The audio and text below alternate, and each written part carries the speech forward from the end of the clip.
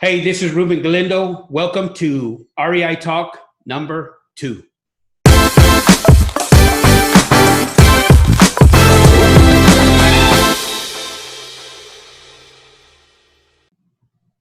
All right. Good evening, everyone. This is Ruben Galindo. I'm a real estate agent and real estate investor out of San Antonio, Texas. I'm here with a good friend of mine that we served in the military together, and he is also a real estate investor. His name is Brock Bremmer. Brock, welcome to the show. Thank you. Thank you for having me on this afternoon. All right. Well, this is kind of exciting for me. Again, I'm just beginning this channel, so I'm getting a lot of pleasure on interviewing other investors. So thank you for allowing us thank you for being here with us. Absolutely. All right. Well, let's go ahead and before we get started on the real estate side, go ahead and tell us a little bit about yourself. All right. Well, thank you. My name, like you said, is Brock Bremmer. I'm 29. We served together in the military. Outside of that, I work for a large financial institution and I work in cybersecurity. So a totally different world than, real estate. On top of that, like you said, I'm an investor. And so I've got a couple of properties under my belt at the moment, both 2 different strategies that I'm following with that. Great. So tell us what kind of got you started in real estate investing, and what kind of educational background did you have? What kind of training? All right. So what got me started was there's actually a person in our reserve unit that talked to me one day about some of the stuff he was doing with real estate investing, and he was pretty excited about it. So he told me a lot about Bigger Pockets and their podcasts and their forum and everything online. And so I started looking into it, started listening to podcasts. At first I was like, this sounds like a lot. I don't know if it's anything I'm going to ever be doing. And then I just doing a lot of the success stories that were coming out of Bigger Pockets and that they had on their podcast. And so I started really getting into it, and I was listening to podcasts several times a week, reading some of the blog posts and trying to figure out what people were doing wrong and right for that matter. And so as far as education, I don't have any formal real estate education at this time. Everything stemmed from reading stuff on Bigger Pockets or listening to their podcasts and talking with that individual, as well as some other folks that I know that are real estate agents, and just getting some insight into that side of the world. Why?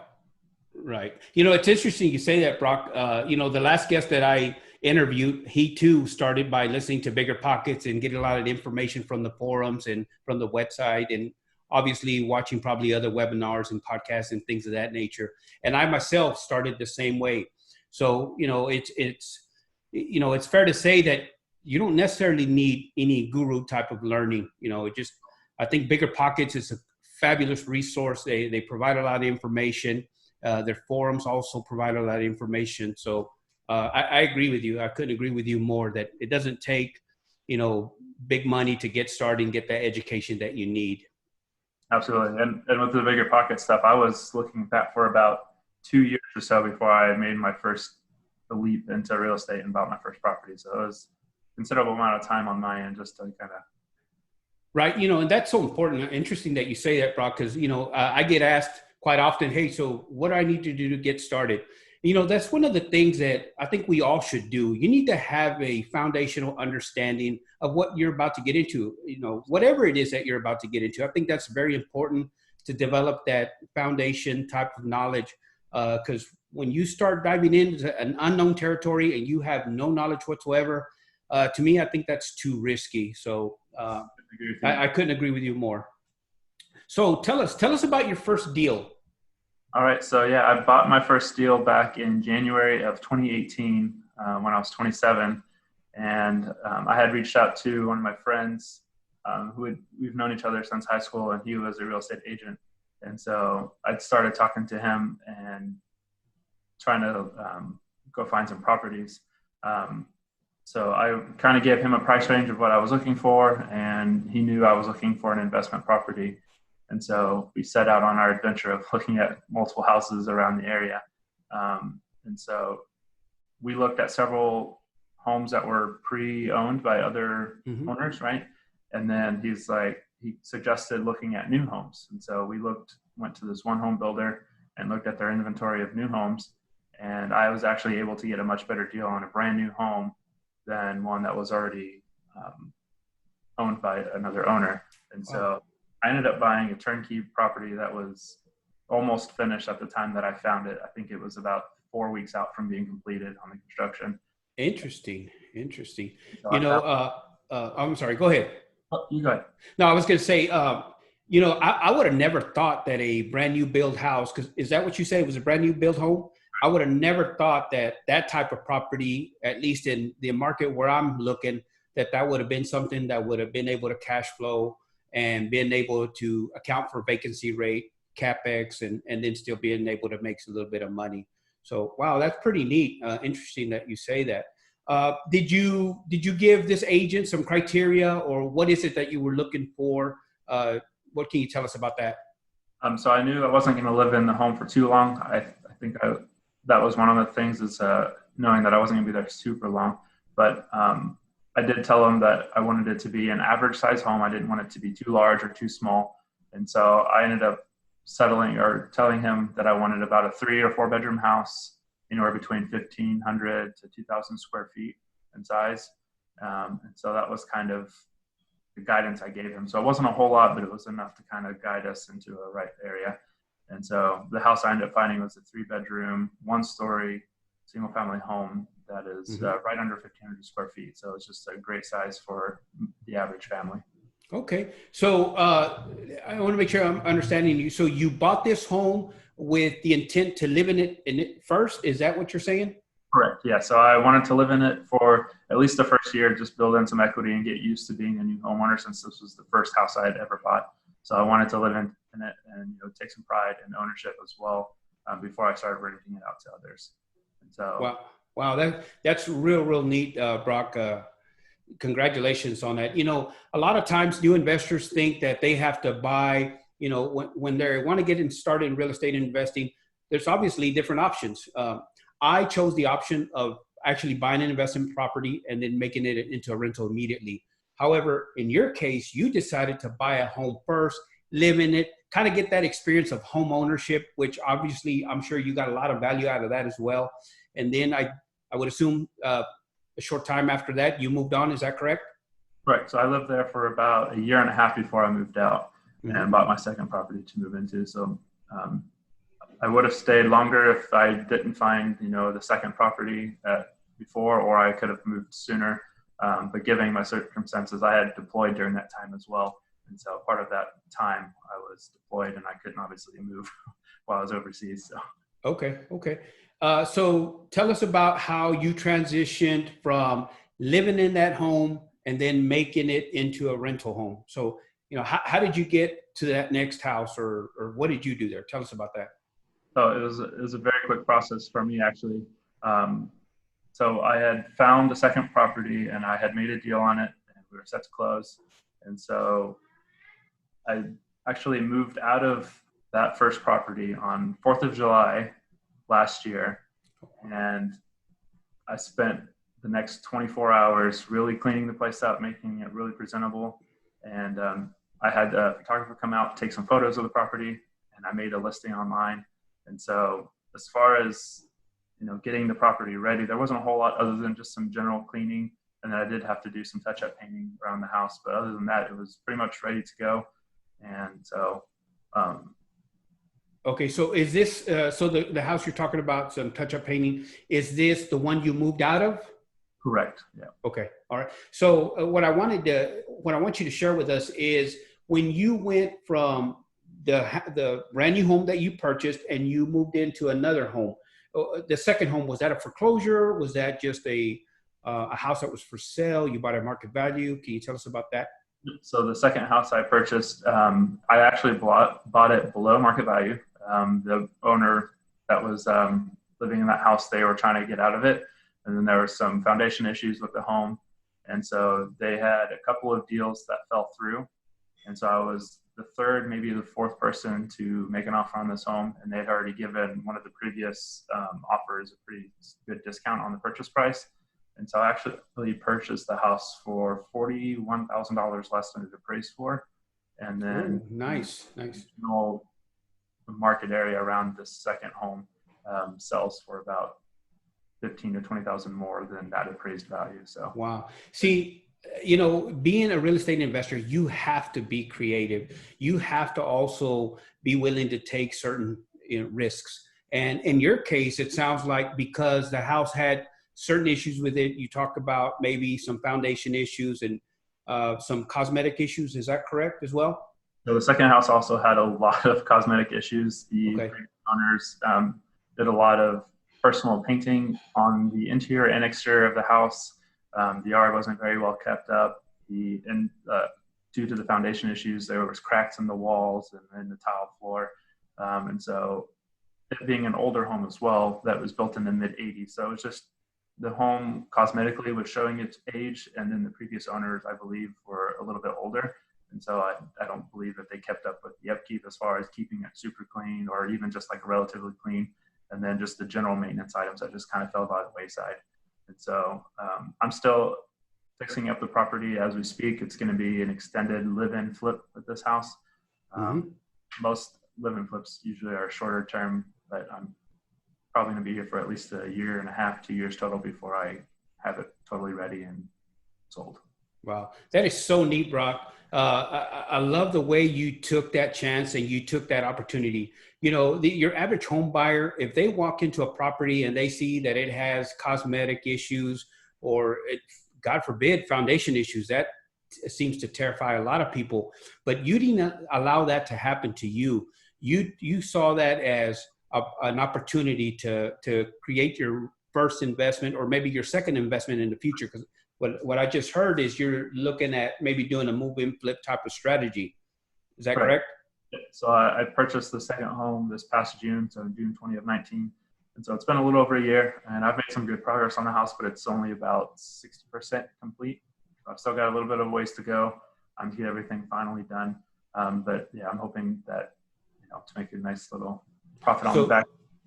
Wow. Great job on that second home. So let's go back a little bit. Tell us about, so you move into this house, right? The second one that you bought.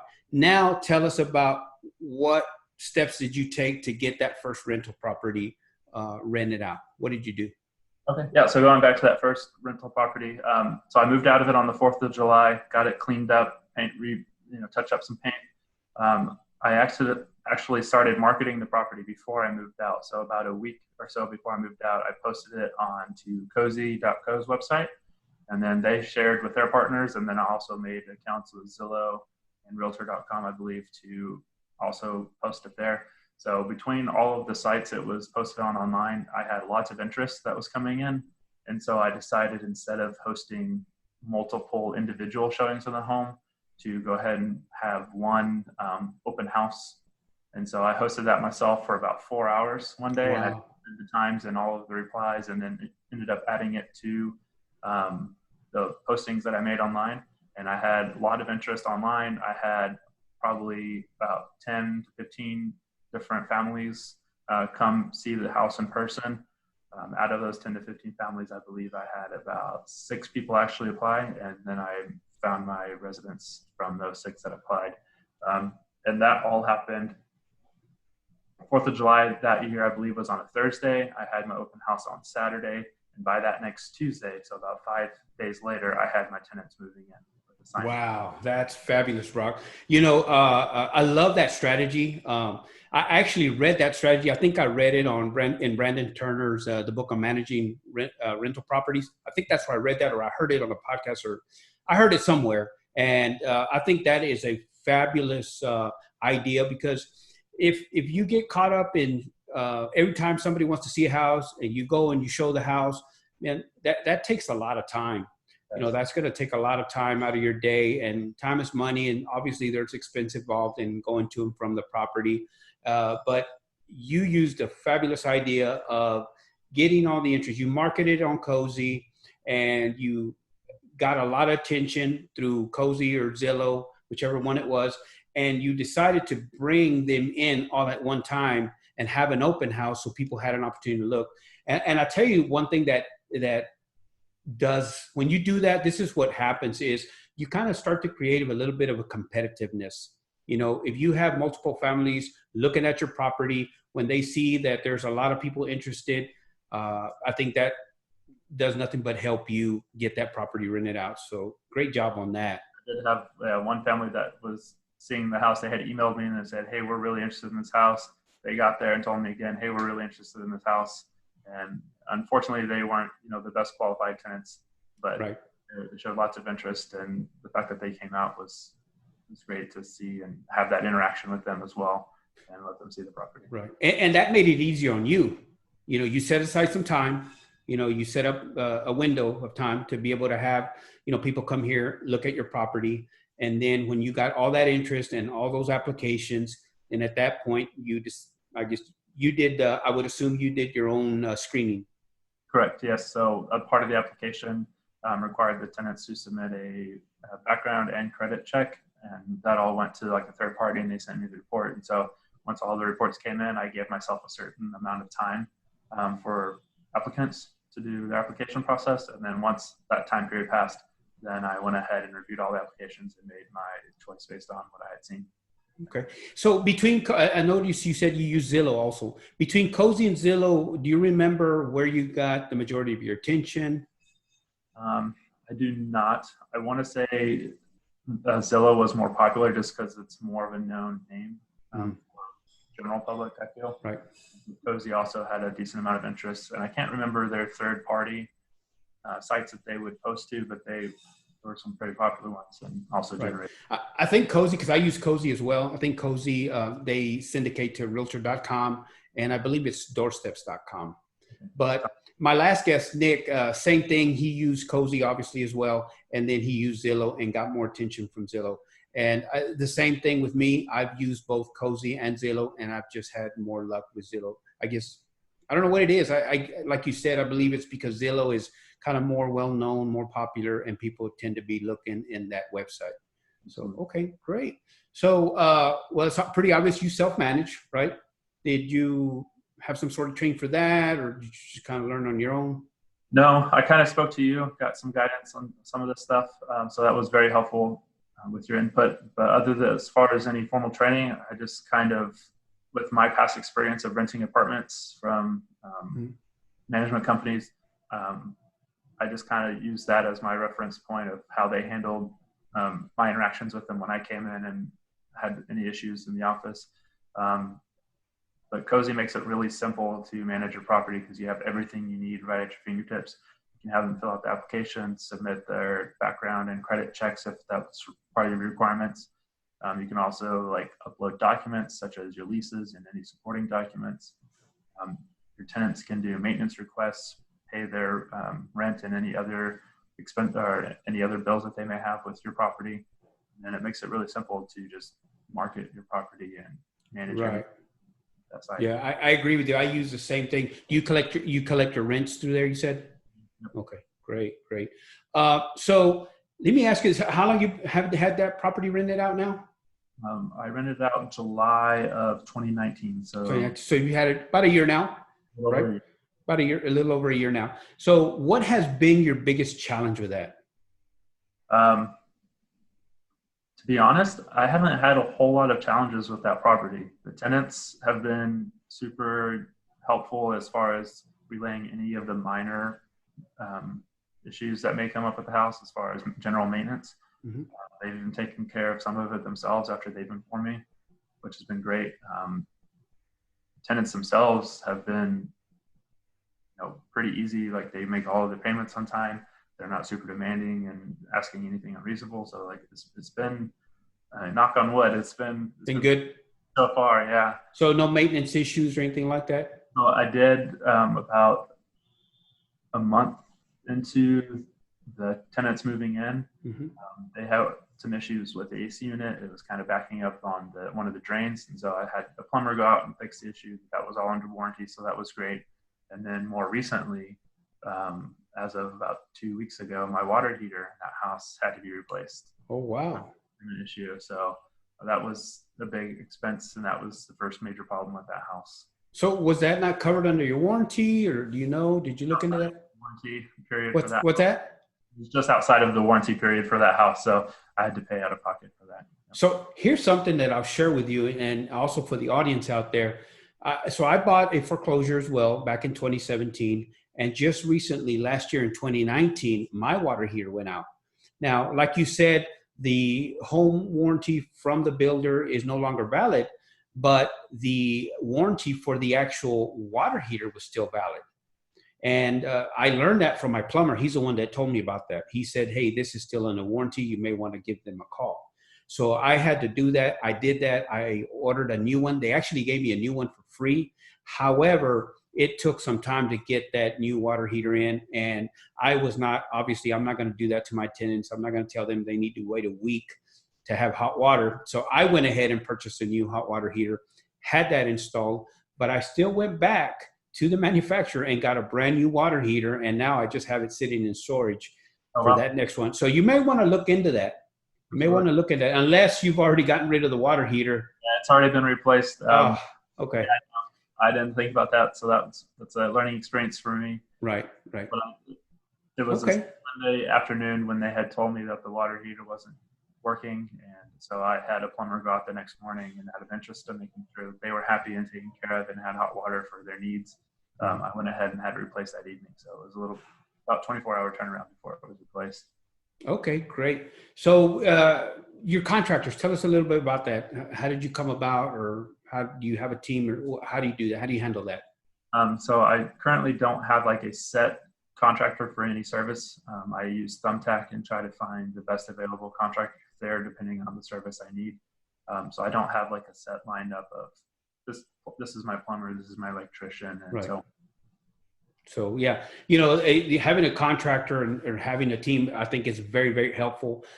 It took me probably, I would say, about 2 years to finally, through trial and error, find those good contractors. Once I found them, I took care of them. They've been taking care of me. And one of the things that I've learned is when you have a contractor and they go out and they take care of whatever the problem is in one of your rentals, man, you got to get them paid. If you get them paid right away, they're going to come back to you. They see your phone number ringing, more often than not, they're going to go ahead and pick up because they know that they're going to get paid. So I would highly encourage you, keep that up, keep looking for those contractors, get that team set up. That way you don't have to be going out there and doing it yourself. So it's absolutely something I need to be doing. Yeah. So what issues did you have getting started? Did you have any issues with funding? Or what was it? What was kind of those barriers, I guess, so to speak? So that for the first property, I guess my biggest barrier was myself. I was nervous because it's something I'd never done before. Buying a home in itself is a pretty big expense, and then trying to find one that makes sense number-wise as an investment just adds a little bit onto it. So trying to find the best deal and convince myself that, hey, this is actually a good deal. If it was, that was a big hurdle. As far as financing, though, that the first property, I didn't have any money out of pocket. I used a VA loan to finance it, so I had to put $0 down.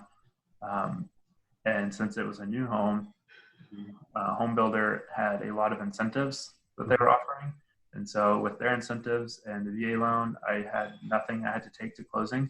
I actually got a small check of $30 back at closing. So that was a good first experience with that home. Yeah, it's funny you say that. I assisted a client. It wasn't an investment property. It was the home that she was going to live in. Same thing. It wasn't a VA loan. It was an FHA loan. I don't know how that ended up happening, but she ended up giving like a $1,300 check back. So obviously she didn't complain. So yeah. Wow, interesting. So I'm assuming that even though with the VA loan, because the VA loan actually, let me back up. Tell us, what's the difference between a VA loan and a different type of loan? Are you familiar with that? So a VA loan is specifically for veterans that have served in the military. There's certain stipulations around it, but it's backed by the government, so you don't have to worry about paying any PMI if you do not put any money down, or if you put less than 20% down. So that's great in itself, is that there's no PMI to pay as the homeowner, as well as I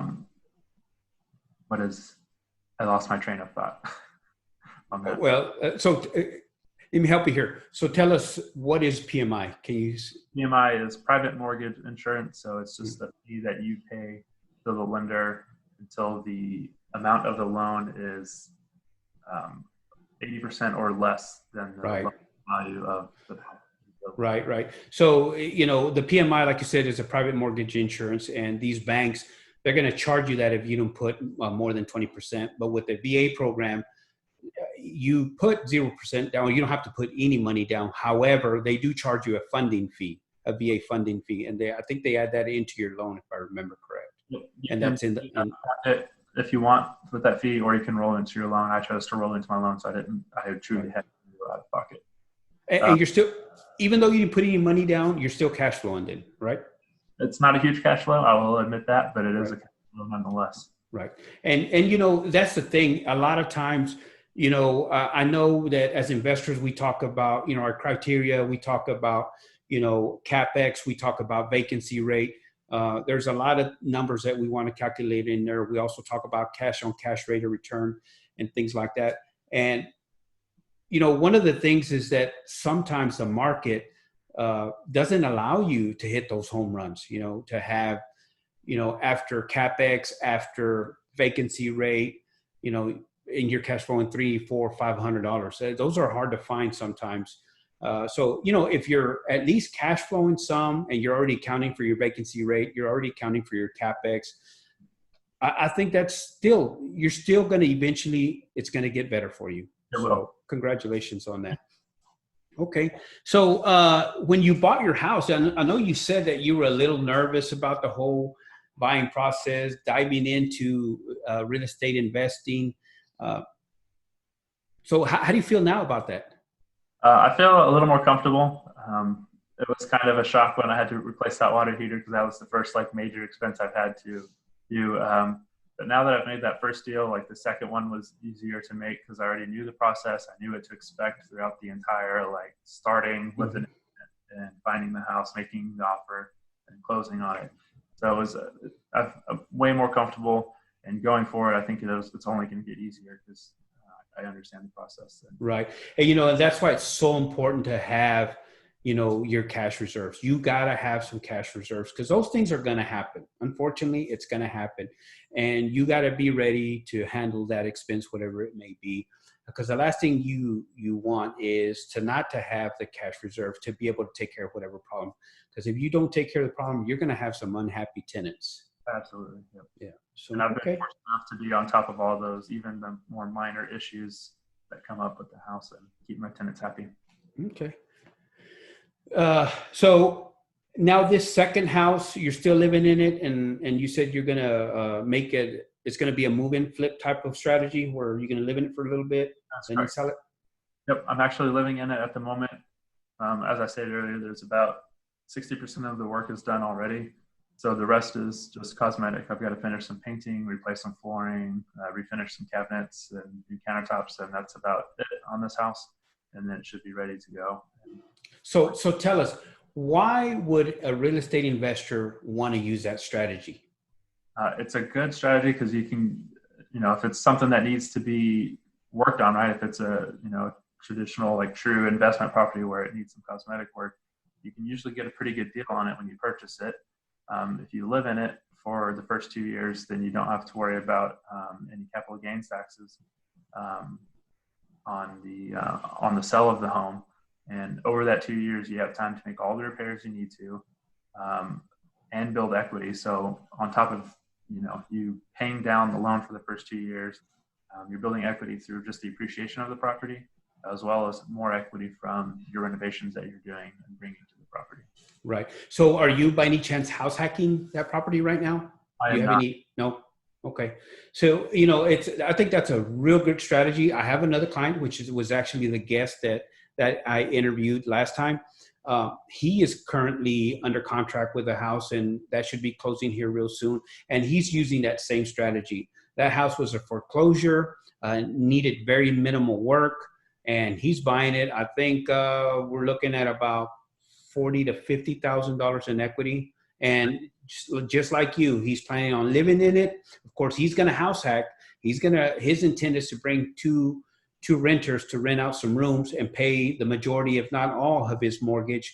And then 2 years from now, 2 to 3 years from now, he plans on selling it, cashing in on that house, taking the capital gains tax-free. Again, I am not a CPA. Are you a CPA?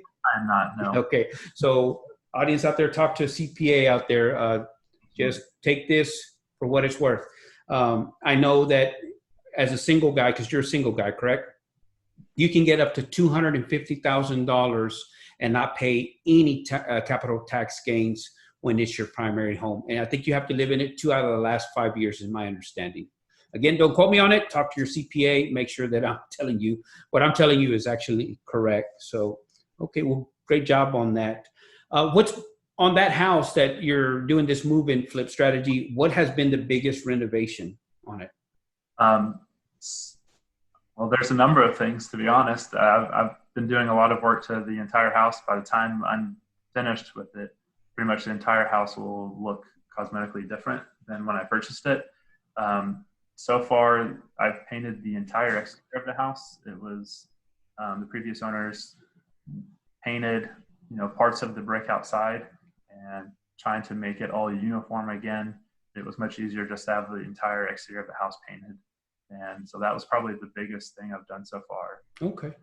Yeah, and that can be pretty pricey to paint the exterior. But so I'm sorry, go ahead. I was just going to say, I found someone who was doing some good work, and they gave me a pretty good offer on the exterior painting and some other work around the house. And so I went ahead and had them do all of that. Okay, great. So have you come across any unforeseen problems with the house as you've been working on it? Not so much with the house itself. When I did the initial walkthrough and inspections with the certified inspector, I was aware of most of the problems that the house has had. There has been minimal problems that I didn't know. Like, I knew that the foundation was a problem.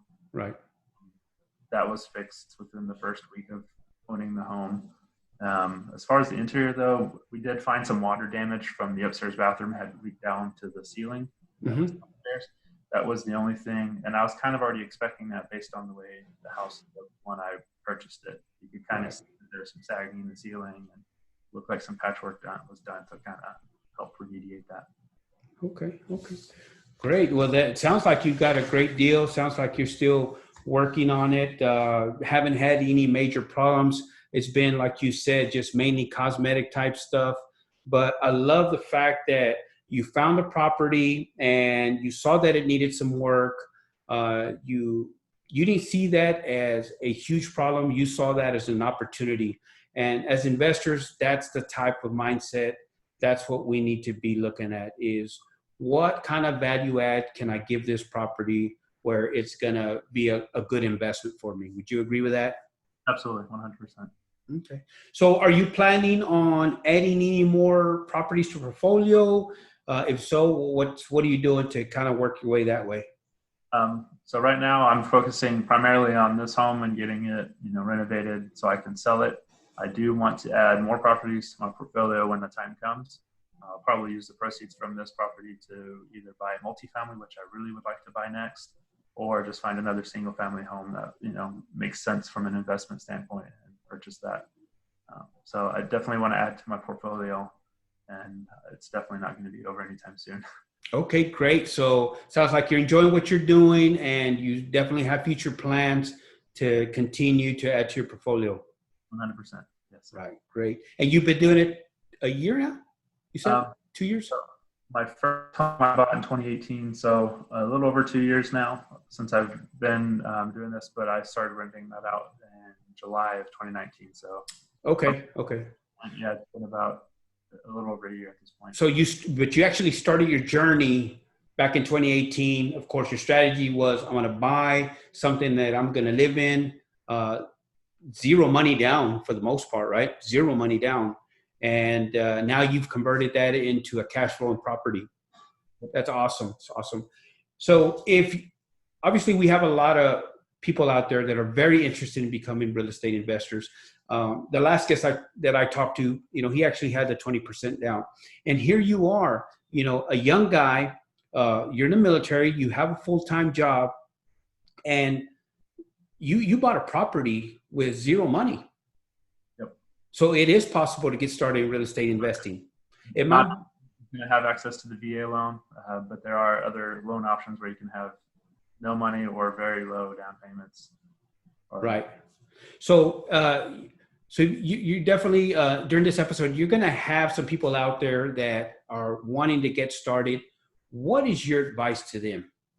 I would say to start reading anything and everything you find. Bigger Pockets is a great resource to get started. That's what we both use to get started. So I'd suggest that. There's also tons of YouTube videos on different investment strategies that people who've had success stories can share. Also networking, like it's been super helpful to know multiple real estate agents and other investors that have done some work and work in the field. And so just bouncing ideas off of them and being able to ask questions and just network with them and kind of grow and meet more people has been really helpful as well. Right. Great. Yes. Great advice. And you're a prime example of zero money down. You don't need no money to get started. Now, obviously, in your case, it was helpful that you were a veteran. And again, thank you for your service. But that was very helpful in your strategy, the way you acquired your first property. So congratulations once again on that. Is there anything else that I haven't asked, Brock, that you'd like to share that's going to help somebody out there wanting to get started? Is there something you can share with us today? I don't think I have anything off the top of my head. Okay. If this is something that you really want to do, just, I don't say eat, sleep, and breathe it, but make it a habit to learn something new every day, or at least a couple times a week about the real estate industry and investments and how everything works. And it'll be, by the end of it, you'll know way more than you think. Okay, great. All right, Brock, if people want to get a hold of you, they want to reach out to you, what would be one way of doing that? My email is always open. You can email me at brock.bremmer@gmail.com. I'll be as responsive as possible. Of course, I've got a few other obligations as far as work and everything going on, but I will respond as soon as possible. I'm on Facebook, Instagram, I'm available.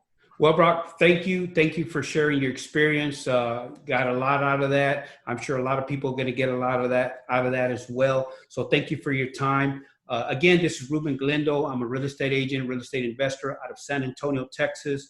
If someone wants to get a hold of me, please do so. Please comment on this YouTube video. Also, please like, share, subscribe.